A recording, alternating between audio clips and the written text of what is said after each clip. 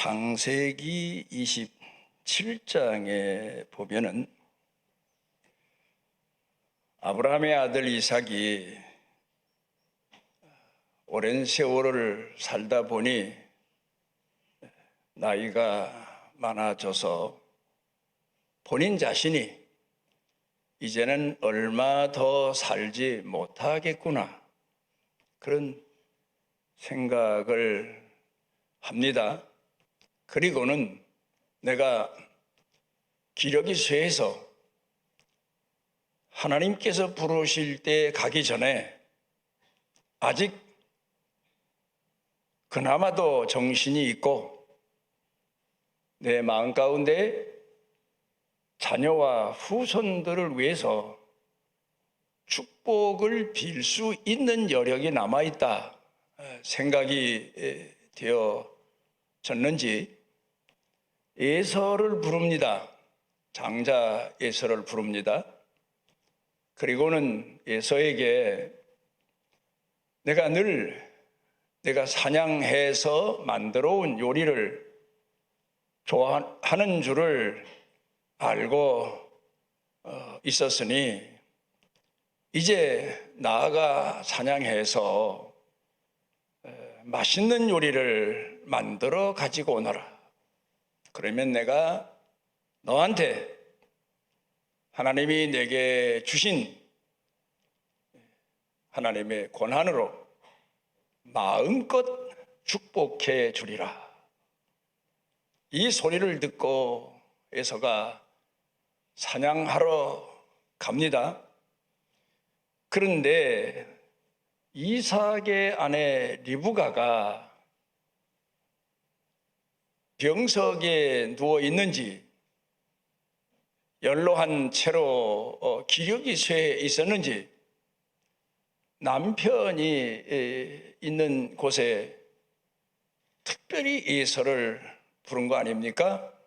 무슨 말씀을 하나 하고 들어보니까 에서를 향한 축복의 마음을 남편 이삭이 가슴에 담아오고 있었던 겁니다. 그래서 서둘러서 야곱을 부르지 않습니까? 그리고는 네 아버지가 이제 사실 날이 얼마 안 남은 것으로 판단되셨는지 축복해 주시기 위해서 네 형을 불렀고, 그리고 사냥한 고기를 요리해서 가져오라 하셨는데 너는 빨리 산에 가서 사냥하려면 아무래도 시간이 걸리고 또 사냥한 고기를 요리하려면 그것도 또 시간이 걸리는 틈을 봐서 야곱에게 양우리에 가서 양을 잡아서 가져오면 내가 맛있는 네 아버지가 평소에 좋아하시는 요리를 만들어 줄 테니 그 요리를 가지고 아버지한테 가서 아버지가 비는 장자의 축복을 받아내라. 야곱이 아무래도 생각해 볼 때 타당치 않은 일 같아서 어머니한테 다시 건의를 하지만 어머니가 이런저런 지혜를 가르쳐 주셔서 야곱이 어머니 지시대로 순종하고 아버지한테 가서 결국은 아버지가 지금껏 자신이 아마도 아브라함 아버지로부터 받은 축복을 자기 자식에게 축복해 주고자 하는 그 마음을 지니고 온 터라 쏟기는 했지만 요리한 음식을 들고는 야곱에게 전무후무한 그 누구에게도 빌어주지 않는 큰 축복을 빌어줍니다. 나중에 이 사실이 늦게 사냥해서 고기를 요리해 가지고 온 에서가 알게 됐고, 이 일로 인해서 야곱이 아버지 집을 도망 나와서 외삼촌 집에 가서 오랜 세월 머슴살이 하게 되지 않습니까? 여기서 우리가 눈여겨봐야 될 것은,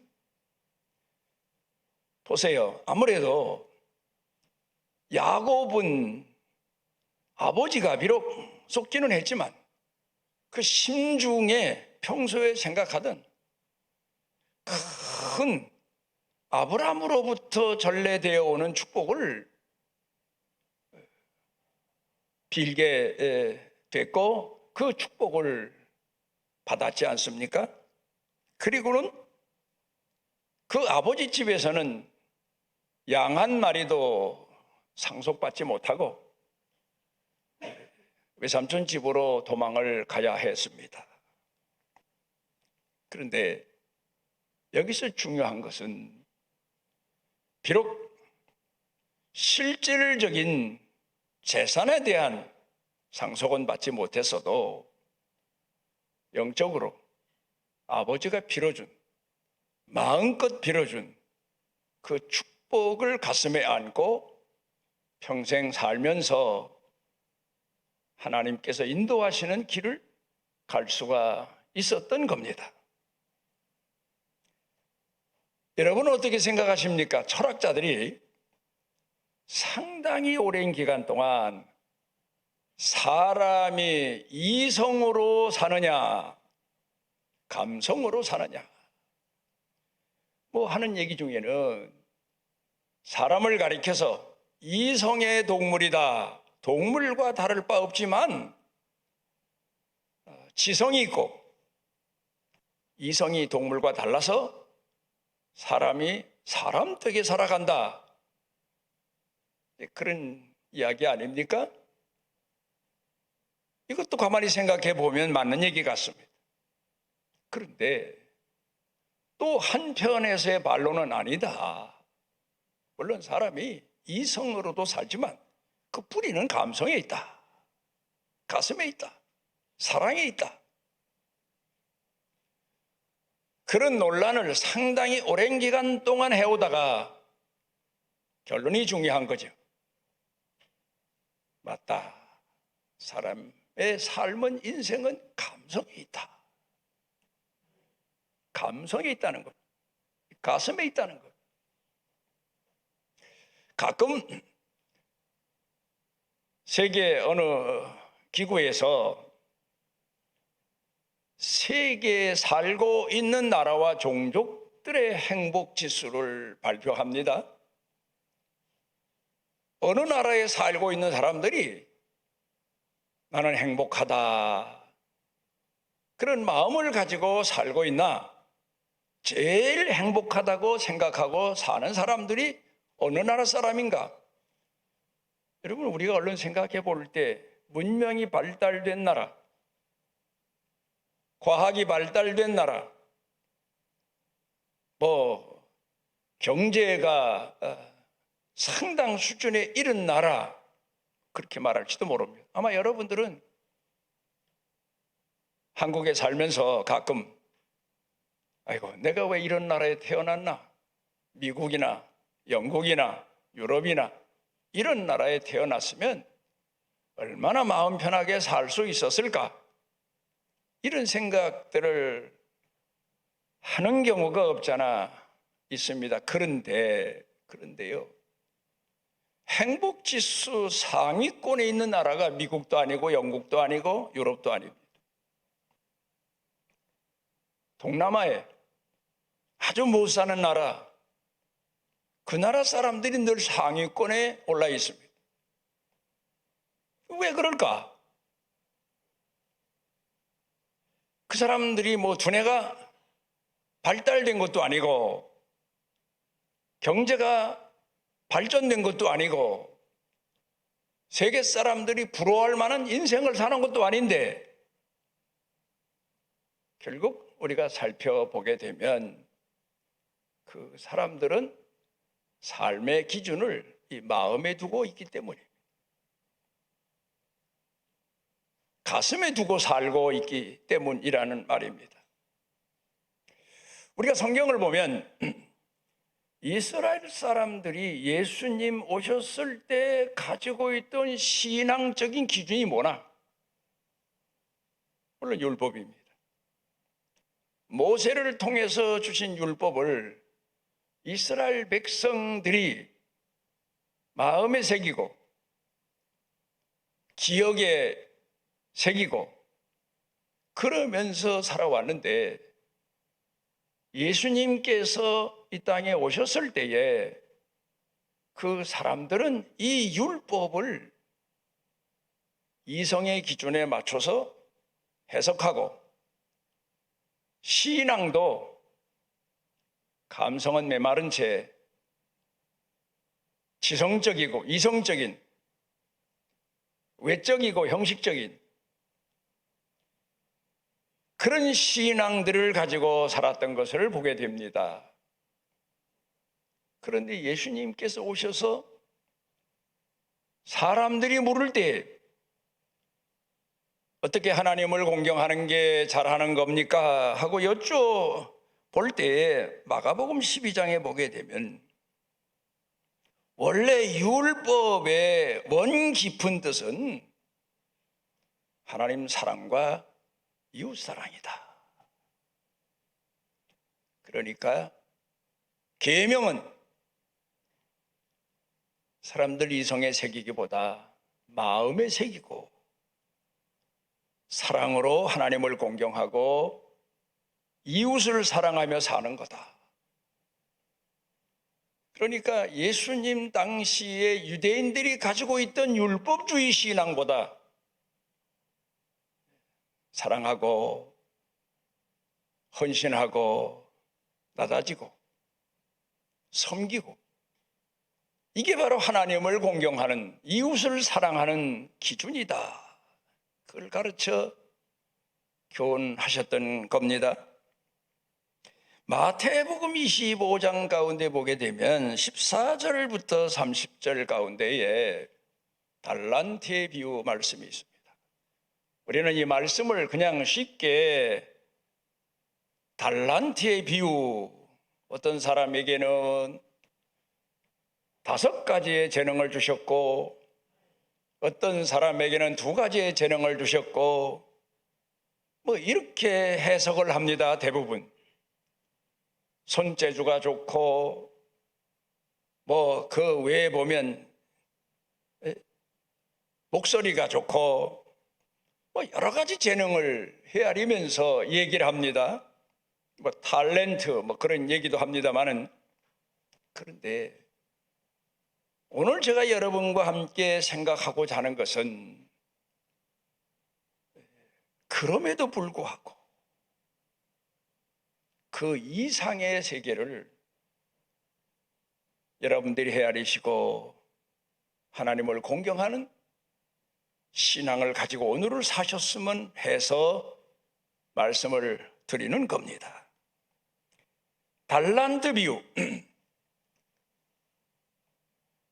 재능, 재주에 관한 말씀 같지만 그보다 더 신비한 세계 이야기가 그 비유 말씀 가운데 담겨 있다는 사실.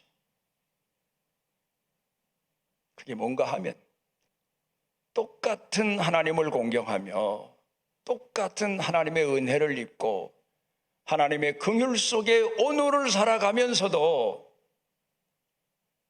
그 사람들을 모두가 다 동일하냐 하면 가지각색입니다. 어떤 사람은 하나님이 내게 주신 이러이러한 은혜가 크고 또 이러이러한 은혜가 크고,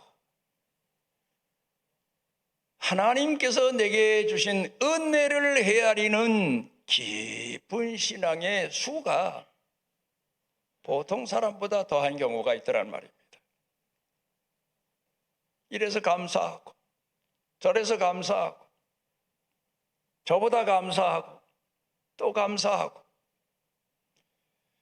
그러니까 달란트 비유의 말씀을 보화 비유의 말씀으로 우리가 조금 더 나아가서 생각해 보게 되면, 하나님께서 내게 이런 은혜를 베푸셨구나 깨닫는 은혜, 그 은혜의 수가 수도 없이 옆 사람보다 더 많고 다른 사람보다 더 많은 그런 마음을 가지고, 그런 깊은 사랑을 가지고, 깨닫는 은혜를 가지고 하나님을 공경하는 사람, 그 사람이 바로 5달란트 받은 사람이 5달란트를 남긴 것처럼 더 큰 은혜의 깊이에 도달하게 된다는 말씀일 수가 있습니다.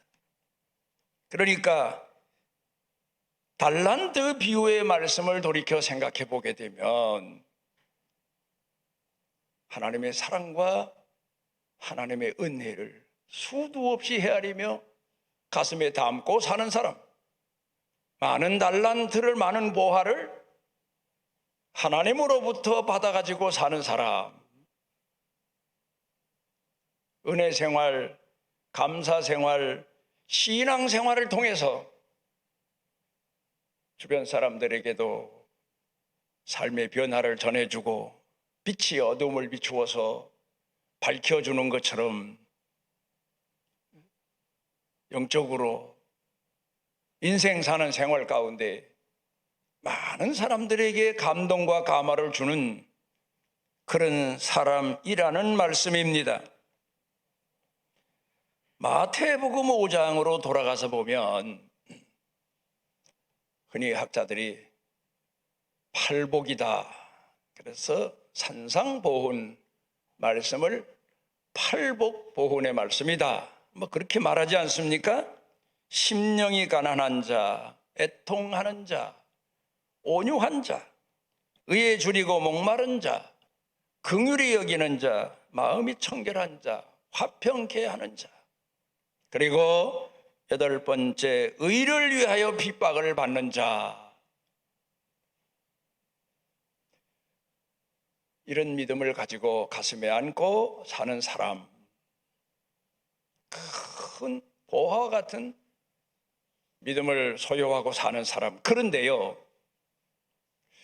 글쎄 제가 너무 한 발 더 나아갔는지는 모르지만 학자들은 팔복이라고 말하는데 제가 성경을 묵상해 보니까 10가지 복이더라고요.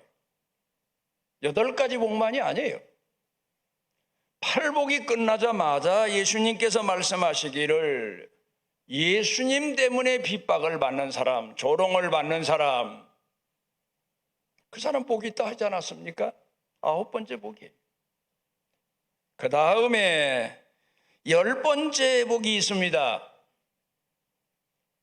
여러분, 우리 신앙인들이 살아가면서 기쁜 일이 있어 기뻐하고 즐거운 일이 있어 즐거워하는 것만은 아닙니다. 그래서 신앙은 그렇습니다. 그럼에도 불구하고 절망할 수밖에 없고 낙담할 수밖에 없고 포기할 수밖에 없는데, 그럼에도 그 마음 가운데 어두운 밤에 등불을 들고 다니듯 하나님 앞에 감사하고, 이래서 감사하고 저래서 감사하고, 그래서 기쁘고 그래서 즐겁고, 이런 달란트 같은, 보화 같은, 보석 같은 믿음을 가지고 사는 사람. 그래서 산상보훈으로 돌아가서 생각해 보게 되면 10달란트를 받은 사람, 이렇게 이해하고 해석할 수 있더라는 말씀입니다. 사무엘상 16장에 보게 되면 하나님께서 사람을 보시는 기준이 있잖아요. 우리는 보통 현대인들이 보는, 사람 보는 기준이 외모, 재능, 그 외에는 지위, 그렇잖아요. 어떤 사람을 소개받을 때 명함을 받으면서 아이고 그러십니까 하고 그 사람을 존경하는 마음을 갖기도 하는데, 그 다음엔 소유, 그 다음엔 배경. 사람들이 보는 사람의 기준은 그렇습니다.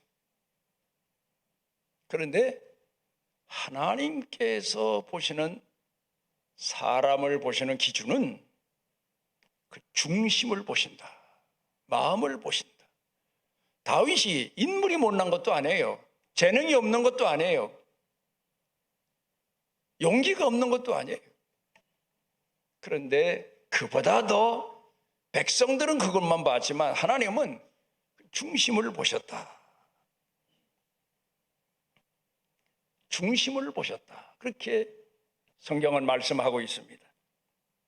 감사의 세 단계를 나누어 봅니다. 사람들이 가지고 있는 감사의 단계입니다.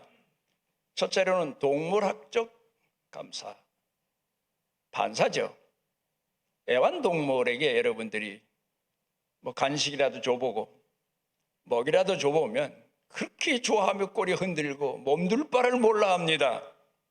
사람 중에는 은혜를 입으면 이렇게 반사하는 마음, 반사작용으로 감사를 표하는 사람이 있습니다. 두 번째로는 응답에 감사합니다.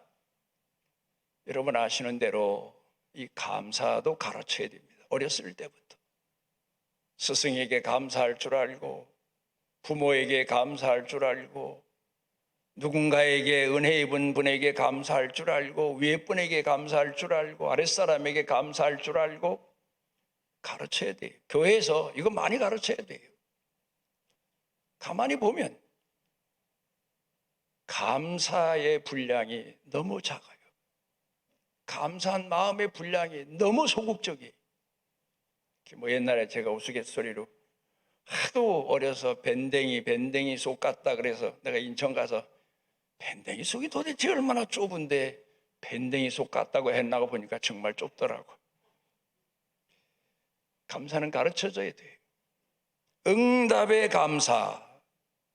그런데 세 번째 아주 중요한 신령한 감사가 있습니다. 깨달음의 감사. 뭐 그런 얘기 하잖아요. 효자는 옛날부터 하늘이 내야 된다. 그러니까 하늘이 낸 사람이 진정한 효자다. 뭐 그런 말이긴 합니다만은 우리나라 옛날 격언이나 말 중에는 성경으로 돌아와서 보면 어쩌면 그 시대에 그런 말을 할 수 있었나? 성경을 통해 보십시오. 깨닫는 감사. 오늘 성경 본문 말씀 가운데 보면은 그 사실에 대해서 예수님께서 아주 명확하게 실질적인 현장 학습을 통해서 가르쳐 교훈하시고 계십니다. 누가복음 15장 가운데 보면 탕자의 아버지의 감사 표현이, 탕자가 돌아오자 세상에 그 많은 재산을 가지고 나가서 다 탕진하고 돌아온 자식인데도 또 큰 잔치를 벌리지 않습니까? 너무 기뻐서, 너무 좋아서. 그게 아버지 마음속에 숨겨져 있던 감사요, 사랑 아닙니까? 그 다음에 누가복음 10장 가운데 보면 선한 사마리아 사람의 비유 말씀을 예수님께서 가르쳐 교훈하셨습니다. 그런데 거기 보면 중요한 대목이 하나 나옵니다. 예수님 당시에 예루살렘 중심으로 살고 있던 유대인들은 사마리아 사람들을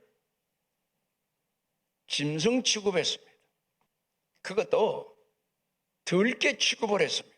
이스라엘 사람들이 옛날에 여행을 할 때에는 반드시 몽둥이를 하나씩 들고 다니는데 그건 자기 보호하기 위한 무기 차원에서 들고 다닙니다. 길을 가다가 들개를 만나거나 하면 옛날에는 그렇잖아요. 사람이 먹을 걸 싸들고 다니고 이 개들이 얼마나 코가 예민합니까? 그걸 뺏어 먹기 위해서, 안 뺏기기 위해서 일 수도 있고, 또 미친 개를 만나면 물려서 병들어 죽을 수도 있고. 그런데 사마리아 사람들을 그 개처럼 취급을 하지 않았습니까? 그러니까 이 선한 사마리아 사람도 예루살렘 중심으로 살고 있던 유대인들에게 평소에 얼마나 무시와 멸시와 천대와 조롱을 받으며 살았겠습니까? 그건 우리가 그 당시 가서 살지 않아도 넉넉히 알 수 있는 내용입니다. 그런데 그러면 나를 그렇게 무시하고 멸시하고 조롱하고 학대하던 개 취급하던 미친 개 취급해 주던 사람이 길을 가다 보니까 강도를 만나서 겁안 죽게 됐다. 여러분은 어떻게 생각하십니까? 이걸 천벌 받았다. 맞아. 내 놈이 하나님 앞에 존귀함 받은 사람처럼 착각했는데 그렇게 우리를 무시하고 멸시하더니 너는 벌을 받았다. 제사장과 레위인보다 먼저 나 몰라라 하고 도망가야죠. 그런데 그럼에도 불구하고 지금까지 그렇게 무시와 멸시를 받았음에도 불구하고 무슨 마음이? 불쌍히 여기는 마음이 선한 사마리아 사람 마음 가운데 있었던 것. 불쌍히 여기는 마음. 살려줘야지. 아무리 나한테는 원수 같은 사람이라도 생명이 귀하니까, 저 처지에 있으니까 불쌍히 여기는 마음에서 가서 치료를 시작하고 끝내는 그를 데려다가 주막에서 건강을 회복하기까지 모든 책임을 다 지지 않습니까? 그 선한 사마리아 사람 마음 가운데 어떤 마음이 있었겠습니까? 머리로 생각해 보면, 계산을 해보면 그 사람을 피해 가야죠. 그런데 제사장과 레위는 오히려 피해 갔습니다. 왜? 머리로 계산하다 보니까. 그런데 감성으로 사는 이 선한 사마리아 사람은 불쌍히 여기는 마음이 생겨서 살려놓고 보자. 가서 그 사람을 치료하기 시작합니다. 그럼에도 불구하고 지금까지 그렇게 무시와 멸시와 천대를 받았음에도 불구하고 살려주고자 하는 사랑하는 마음, 감성적인 마음이 그렇게 풍부했던 걸 볼 수가 있잖아요. 그런가 하면 누가복음 17장 가운데 보면 예수님께서 제자들이 어떻게 믿는 믿음이 최고의 믿음입니까? 하고 여쭤보니까 어떤 종이 주인을 위해서 종일 밖에 나가서 일을 하고 해가 져서 집에 돌아와서는 주인의 저녁상도 차리고 잠자리도 마련해 놓고 그리고 주인이 잠든 다음에 돌아서서 나는 무익한 종입니다. 그 사람은 어떤 마음으로 살았겠습니까? 이렇게 모자라고 쓸모없고 무익한 인간을 주인 집에 머물게 해주셔서 감사하고 주인을 위해 쓰여질 수 있게 해주셔서 감사하고 여러분, 우리가 오늘 그리스도인으로 살면서 이 믿음 아니면 믿음 지킬 수 없어요. 보상심리가 앞장서서 왜 내가 하나님 앞에 정직히 충성했는데 오늘 이런 고난을 당합니까? 깨닫는 믿음이 없어 그래요. 버나드 쇼라고 하는 유명한 분이 나한테 두 가지 비극이 있다 그랬어요.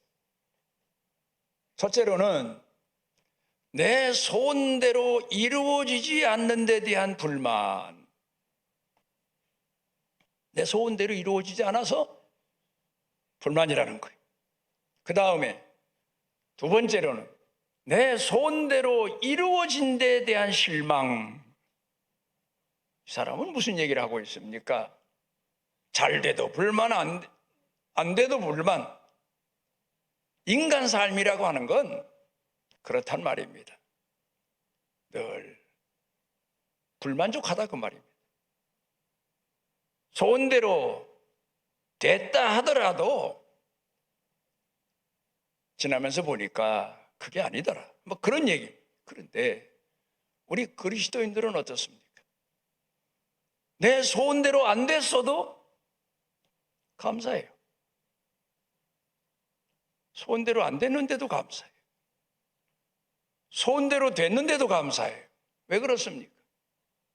나라는 존재가 어떤 존재인가를 깨달아서 그렇습니다. 내가 하나님 앞에 부름받았다는 사실. 아니, 그 많은 사람 중에 내가 볼 때 나보다 선한 사람도 많고 잘난 사람도 많고 귀한 사람도 많은데 왜 하필이면 나 같은 죄인을 하나님이 선택하셔서 부르셨나? 그리고 믿음을 포기하지 아니하도록 나를 지켜주시고 이끌어 주시나? 그것만 해도 내 소원대로 안 됐을지라도 하나님이 나를 가르치시기 위해서, 연단시키시기 위해서, 더 좋은 것을 주시기 위해서, 훗날을 위해서 오늘 내게 이런 시련을 주시고 고난의 길을 가게 하신다. 더 많은 것을 깨닫고 감사하는 거 아닙니까?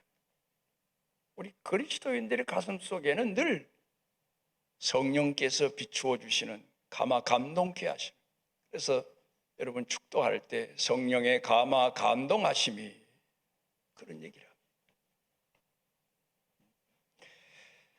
삼중고의 성녀라고 하는 유명한 분 아시죠? 헬렌 켈러입니다. 19개월 되던 때에 열병을 앓아서 눈도 실명도 됐고 청각도 잃었고 말도 못하게 됐고 삼중고의 성녀로 7살 때 그 부모님이 설리번이라고 하는 가정교사를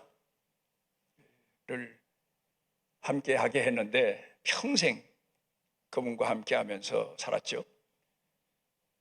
기록해 보니까 아니 세상에 눈도 멀쩡하고 귀도 멀쩡하고 입도 멀쩡하고 사지도 멀쩡한 사람이 한국에 살면서 박사학위 받기도 힘든데, 물론 미국에 살았으니까 그랬는지 모르지만 하버드 대학에서 박사학위까지 받았더라고요. 그가 나중에 운명하기 전에 그 자신의 삶에 대해서 고백한 내용을 보니까 내 인생은 참으로 아름다웠다. 감사가 넘쳤다. 아니 세상에 성공한 것도 아니고 어떻게 그런 고백을 할 수가 있었나? 그러니까 삼중고의 고난을 겪으면서 살았을지라도 그 이상의 감사한 마음을, 성령께서 비추는 빛을 가슴에 안고 평생 살았구나, 그런 생각을 하게 됩니다. 오늘 성경 본문 말씀으로 돌아가서 봅니다. 참 중요한 대목이지 않습니까? 우리가 잘 아는 내용입니다. 예수님께서 예루살렘에서 먼 곳에 가셔서 복음을 전하시는데 나사로가 병이 들었어요. 이거 뭐 죽을 것 같아요. 그래서 마르다 마리아가 사람을 보내서 예수님 빨리 좀 오십시오. 우리 오라비가 죽을 병이 든 것 같습니다. 예수님께서 그 소식을 들으시고도 거기 더 무슨 일이 있으셨는지 머물르셨어요. 그런 사이에 나사로가 죽지 않습니까? 그랬더니 그 동네 사람들이, 비난하는 사람들, 남의 말 좋아하는 사람들이 그거 봐라, 다른 사람은 살리는 예수님이 그렇게 예수님을 잘 섬기며 따라다니고 그러던 너희 오라비는 살리지 못했다. 왜 그랬느냐? 비아냥거리고 조롱하고 뭐 그러지 않습니까? 그럼에도 불구하고 포기치 않고 낙심하지 않고 마르다와 마리아가 예수님을 기다립니다. 기다렸더니 예수님께서 오셨습니다. 그리고는 예수님께서 물어보시지 않습니까? 어디다가 장례 지냈느냐? 그래서 예수님을 안내해서 오라비 무덤 앞에까지 이르시게 했습니다. 그랬더니 오늘 성경 본문에 나오는 내용을 보면 하늘을 우러러. 여러분, 참 가까웠던 사람이 죽었어요. 자식이 죽었던가, 형제가 죽었던가, 은인이 죽었던가, 죽었어요. 그러면 우리네는 가서 보통 묵념하든가 통곡하든가 눈물 흘리면서 안타까워하고 그러지 않습니까? 그런데 예수님께서는 그 무덤 앞에 가셔서 죽어서 3일이 돼서 이제는 시신이 뭐 썩지 않았어야 예수님이 일으키실 텐데 뭐 이런 생각을 남들은 했겠죠. 그런 상황인데 하늘을 우러러. 여러분, 오늘 우리가 살아가면서 우리에게도 이런 절망적이고 세상적으로 보면 완전히 끝이라고 말할 수 있는 그런 경우도 많이 겪게 됩니다. 그런데 하늘을 우러러 하나님 앞에 감사하십니다. 왜 감사합니까? 이제 제가 물론 다른 사람들이 있어서 장례 집에 가게 되면 장로님들 기도하실 때 감사합니다라는 말은 좀 하지 마십시오. 그런 부탁을 드리는 경우가 옛날에 있었어요. 왜냐하면 어떤 장로님은 남의 장례집에 가셔서 기도하시라고 그러면 우리 식대로지 뭐. 하나님 감사합니다로부터 감사로 끝나네. 그러면 거기에 와서 울고 있는 사람들, 아니 남은 죽어서 지금 통곡을 하는데 감사가 뭐냐, 그 비난받을 수가 있으니까 할 수 있으면 감사란 말을 마십시오. 제가 그런 적도 있어요. 감사하십니다. 우리도 물론 죽으면 울어요. 가까운 친구가 죽거나 가족이 죽으면 울어요. 근데 우리 마음 가운데 빛이 있어요. 그게 뭡니까? 여기 나사로 누이들이 말한 것처럼 누이들은 그런 생각을 가졌죠. 예, 마지막 날은 우리 오라비가 살 겁니다. 예수님께서 죽지 않고 산다. 죽은 자도 살아난다. 뭐 그렇게 말씀하시니까. 무덤 앞에서 감사하신 예수님. 예수님께서는 그 사람을 살리실 수 있고 일으키실 수 있고, 그래서 주변 사람들에게 하나님의 아들이심을, 하나님을 믿는 사람이 하나님 앞에 받는 은혜를, 현장을 보이실 수 있으셔서 감사하셨는지 모르지만 예수님의 감사의 의미는 우린 그렇게 할 수는 없어요. 그렇지만 죽음으로 끝나는 게 아니에요. 부활의 아침이 있어서 감사한 거예요. 여러분, 오늘 제가 여러분들에게 말씀드리고 싶은 것은 감사의 신비는 깨닫는 은혜 중에 있습니다. 내가 오늘을 살면서 이런 어려움과 역경을 겪고 좌절과 절망을 겪고 이젠 마지막이거니 하는 그런 지경까지 이를지라도 우리 마음 가운데는 소망이 있어요. 믿음이 있어요. 나를 인도하시는 선한 목자이신 예수님이 여기까지 오게 하셨는데 여기서도 탈출구를 주신다. 저는 지금까지 신앙생활 해오면서 목회하면서 이 절벽에 이른 때가 많았습니다. 왜 옛날 영화 같은 거 보면 도망가고 가다가 마지막엔 도망갈 수 없는 막다른 골목, 거기 딱 일어서 잡히잖아요. 그런 지경 참 많았습니다. 그런데 한 가지 내 마음 가운데 빛이, 내 기도를 들어주시는 하나님, 여기서 구원하시는 하나님, 여기서 나를 다시 구출해내시고 생명의 길로 이어지도록 인도하시는 하나님. 물론 가느다란 믿음이지만 그런 마음을 가지고 기도했더니 하나님께서 선한 길로 인도하셔서 오늘까지 이 땅에 생존하고 있고 여러분과 함께 오늘도 이 자리에 서게 된 것, 참 감사하기 이를 데가 없습니다. 무덤 앞에서도 죽음 앞에서도 하늘을 우러러 감사하시는 믿음,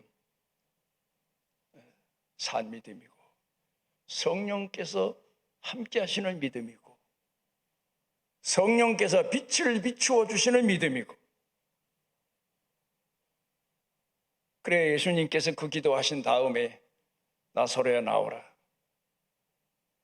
죽은 자를 동인 채로, 죽은 자를 동인 묶은 채로 일어나서 나오지 않습니까? 그 줄을 끌어주고 죽은 자의 옷을 벗기고 새 옷을 입혀라. 성경에 그런 자세한 내용은 나오지 않았지만 오늘 성경 본문을 보면서 우리가 충분히 생각해 낼 수 있는 내용입니다. 죽은 자의 신앙에서 산 자의 신앙으로 살아라. 그런 의미가 오늘 담겨져 있습니다. 여러분 모두 현실에만 의존해서 울고 불고 낙담하고 원망하고 광야 이스라엘 백성들처럼 살지 마시고, 그럼에도 불구하고 우리의 선한 목자가 하늘에 계시고, 스데반 집사가 돌무더기 속에 죽어가면 끝 아닙니까? 하늘을 우러러 하나님 모자 우편에 서신 예수님을 보고 사람들에게 복음을 증거했던 것처럼 여러분도 오늘 어떤 형편, 어떤 지경에 있을지라도 여러분의 마음을 깨워주시고 감사한 마음을 회복해 하시고 사랑하는 마음으로 하나님이 가득 채워주셔서 영적으로 승리하시는, 세상의 모든 것은 형제에게 뺏겼을지라도 그 엄청난 아버지가 빈 축복을 가슴에 안고 살면서 믿음으로 승리한 야곱처럼 여러분도 승리하시는 모두가 되시기를 바랍니다. 우리를 오늘 이 귀한 시간 주의 전에 인도해 주셔서 우리 삶이 칠흑같이 어두운 밤같이 됐을지라도 빛을 비추어 주시고 우리의 발걸음을 이끌어 인도해 주시고 우리를 죄에서만 구원하시는 하나님이 아니라 현실 속에서도 구원하시고 함께 하시는 선한 목자를 만나서 더듬거리며 갈 길을 갈지라도 하나님 앞에 감사하는 믿음으로 충만하게 채워지는 온 교회 성도들 되게 하여 주옵소서. 예수님 이름으로 기도드리옵나이다. 아멘.